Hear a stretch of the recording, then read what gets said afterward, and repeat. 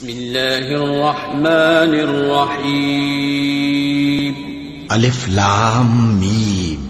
یہ کتاب یعنی قرآن مجید، اس میں کچھ شک نہیں کہ اللہ کا کلام ہے، پرہیزگاروں کے لیے رہنما ہے، جو غیب پر ایمان لاتے اور آداب کے ساتھ نماز پڑھتے اور جو کچھ ہم نے ان کو عطا فرمایا ہے اس میں سے خرچ کرتے ہیں، اور جو کتاب اے پیغمبر تم پر نازل ہوئی اور جو کتابیں تم سے پہلے پیغمبروں پر نازل ہوئیں سب پر ایمان لاتے اور آخرت کا یقین رکھتے ہیں۔ یہی لوگ اپنے پروردگار کی طرف سے آئی ہوئی ہدایت پر ہیں اور یہی لوگ کامیاب ہیں۔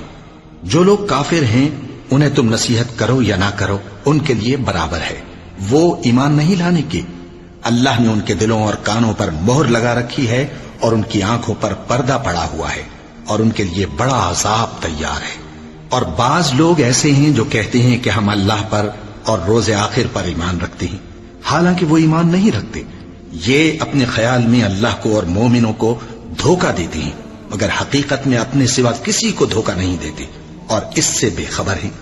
ان کے دلوں میں کفر کا مرض تھا، اللہ نے ان کا مرض اور زیادہ کر دیا اور ان کے جھوٹ بولنے کے سبب ان کو دکھ دینے والا عذاب ہوگا۔ اور جب ان سے کہا جاتا ہے کہ زمین میں فساد نہ ڈالو تو کہتے ہیں کہ ہم تو اصلاح کرنے والے ہیں۔ دیکھو یہ بلا شبہ مفسد ہیں لیکن خبر نہیں رکھتے۔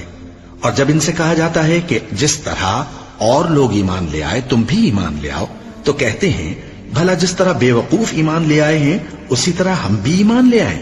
سن لو کہ یہی بے وقوف ہیں لیکن نہیں جانتے۔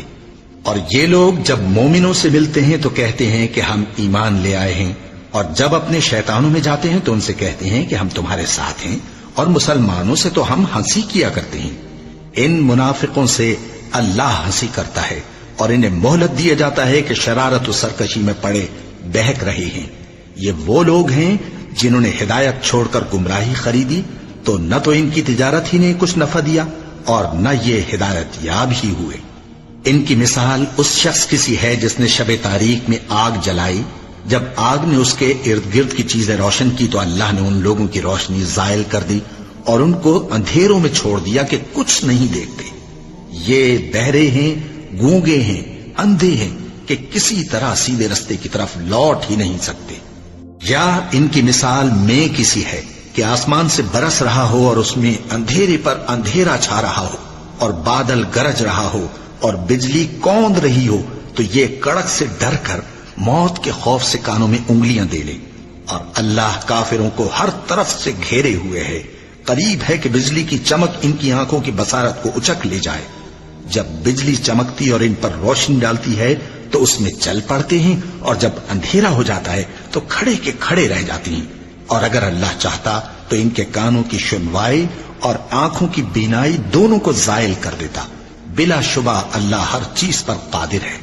لوگوں اپنے پروردگار کی عبادت کرو جس نے تم کو اور تم سے پہلے لوگوں کو پیدا کیا تاکہ تم اس کے عذاب سے بچو، جس نے تمہارے لیے زمین کو بچھونا اور آسمان کو چھت بنایا اور آسمان سے مے برسا کر تمہارے کھانے کے لیے انواع و اقسام کے میوے پیدا کیے۔ بس کسی کو اللہ کا ہمسر نہ بناؤ اور تم جانتے تو ہو۔ اور اگر تم کو اس کتاب میں جو ہم نے اپنے بندے پر نازل فرمائی ہے کچھ شک ہو تو اسی طرح کی ایک صورت تم بھی بنا لاؤ، اور اللہ کے سوا جو تمہارے مددگار ہوں ان کو بھی بلا لو اگر تم سچے ہو۔ پھر اگر ایسا نہ کر سکو اور ہرگز نہیں کر سکو گے تو اس آگ سے ڈرو جس کا ایندھن آدمی اور پتھر ہوں گے اور جو کافروں کے لیے تیار کی گئی ہے۔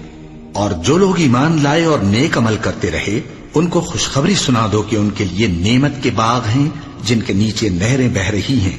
جب انہیں ان میں سے کسی قسم کا میوہ کھانے کو دیا جائے گا تو کہیں گے یہ تو وہی ہے جو ہم کو پہلے دیا گیا تھا، اور ان کو ایک دوسرے کے ہم شکل میوے دیے جائیں گے، اور وہاں ان کے لیے پاک بیویاں ہوں گی اور وہ بہشتوں میں ہمیشہ رہیں گے۔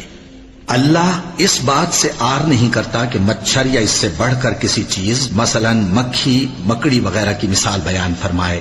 اب جو مومن ہیں وہ یقین کرتے ہیں کہ وہ ان کے پروردگار کی طرف سے سچ ہے، اور جو کافر ہیں وہ کہتے ہیں کہ اس مثال سے اللہ کی مراد ہی کیا ہے۔